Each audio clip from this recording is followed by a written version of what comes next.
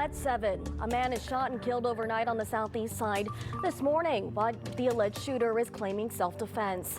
And family gathering to honor a young girl on what would have been her 5th birthday. Her grandmother talking only to KENS 5 since the shooting on Windsor Hollow. And when are we finally going to get some relief with these temperatures? I have your answer coming up. And welcome to KENS 5 Sunday morning. I'm Sarah Duran. Vanessa has the day off. We begin this morning with a man claiming self-defense after shooting and killing another man on the southeast side. Now, it happened just after 3 this morning on Mission Road at what investigators described as an after-hours spot. Witnesses told police the victim was causing a scene in the parking lot when a man pulled out a gun and shot him. The victim was pronounced dead by medics. The alleged shooter told officers he fired in self-defense. Investigators detained him for further questioning. On the northwest side, a suspect remains on the run after a man was found shot dead at an apartment complex. The shooting happened just after 4 a.m. Saturday on Fredericksburg Road near Callahan. A witness told police they heard gunshots and bullets actually went through their apartment walls. Officers say they then found the body of a young man next door. Right now, the victim has not been identified and no information has been provided on the suspect. The investigation, we are told, is still ongoing. And a day meant for celebration instead filled with heartbreak. Yesterday would have been Marianne Marble's 5th birthday. The 4-year-old girl was murdered back in May while inside of her home on Windsor Hollow Drive. Just this week, investigators arrested one of her accused killers. And for the first time, we are hearing from her grandmother, who was also inside the home that night. She spoke exclusively with KENS 5 reporter Megan Reyna. Can you say hello? I have so many good videos of her, memories that I'll always cherish. I love you. Each night, April Luna would go to bed with her granddaughter by her side. When I lay down, I just miss her. But for nearly 6 months, Luna hasn't been able to sleep well at all. It was just a nightmare. 4-year-old Marianne Marble was shot and killed back on May 8th. Her parents and 2 siblings were seriously hurt. The Bexar County Sheriff calling it a targeted attack fueled by a feud between the suspects and the girl's father. Luna was inside that home off Windsor Hollow Drive that night. I run downstairs and that's when I saw her laying there on the floor bleeding out, and she just looked gone already. So I lifted her up and I'm like, help me, help me. Since then, investigators say the girl's father hasn't been cooperating, which has made the case challenging. But on what would have been Marianne's 5th birthday, the family finally feeling some hope.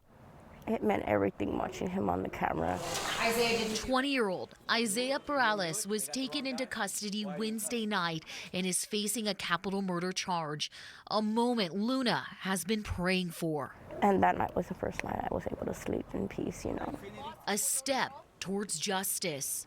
She should be here right now. She had no part in what happened. And neither did we, and neither did my other grandkids that were shot, and neither did my daughter. But she wants everyone involved to be held accountable and won't stop advocating for her granddaughter, Marianne, until that happens. I know she's doing great things in heaven. Megan Reyna. She's our guardian angel now. KENS 5. And Crime Stoppers is offering up to $10,000 for information leading to another arrest in this case. Sheriff Javier Salazar has named 2 persons of interest so far. For more information, go to KENS5.com.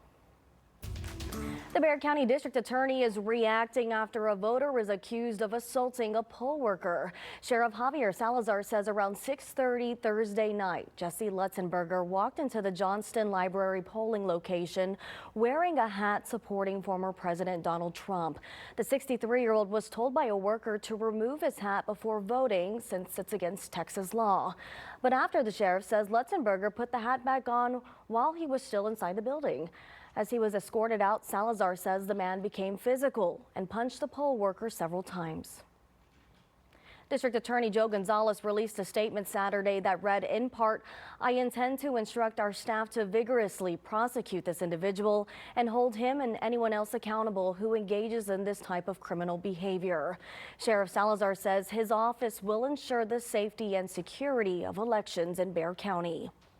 Asking everybody to please, tone down the violence. It's just not something. There's no room for violence when it comes to the political realm. We just can't tolerate it. We can't allow it to happen. Lutzenberger was arrested and is facing a charge of injury to an elderly person. He's currently out on bond. With a little more than a week left in the race for the White House, both Vice President Harris and former President Trump stopped in Michigan Saturday night. For the first time, former First Lady Michelle Obama campaigned with the Vice President in Kalamazoo. Obama praised Harris and tore down former President Trump.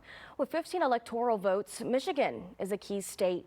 President Biden won it in 2020, but polls show it's neck and neck this time. But the consequences of him ever being president again are brutally serious. After campaigning in Michigan Saturday, former President Trump traveled to Pennsylvania, another battleground state. You're not going to destroy our nation. Kamala Harris, you're fired. She got no votes. He got 14 million. All of a sudden, I'm running against her. Trump will hold a rally today at New York City's Madison Square Garden, while Harris campaigns in Philadelphia, visiting neighborhoods to turn out votes. So far, more than 39 million people have already cast their ballots. And another day of large crowds at polling locations across the city of San Antonio. Bexar County elections officials tell us more than 47,000 took to the polls on the 6th day of early voting here in San Antonio. Early voting, don't forget, runs until November 1st. But before you go, you can check out what will be on your ballot, as well as find polling locations and hours. That's all part of our voter guide, which is online right now at KENS5.com or the KENS5 app. And if you're looking for some spooky fun today, you can head on over to the San Antonio Zoo for their Dog Day Trick or Tail at Subu. That's right, your four-legged friend can have some fun at the zoo with the animals. This possum event is packed with fun activities, trick-or-treating, and photo ops, and of course, a dog costume contest. Today's event kicks off at 9 this morning. You can purchase tickets on the zoo's website. Maggie, you gonna take your dog? I think I might take my dog Pablo, and guess what? It's going to be hot, so if you're headed out for any of those Halloween festivities, don't bring the coat. You might need it a little bit later this week, maybe even further out, but I'm going to tell you all the details on that coming up in just a few minutes. Alrighty, sounds good, Maggie. Thank you so much. Well, concerns over E. coli spreading from one fast food chain to others. Which restaurants are pulling onion from the menus and why? Coming up next.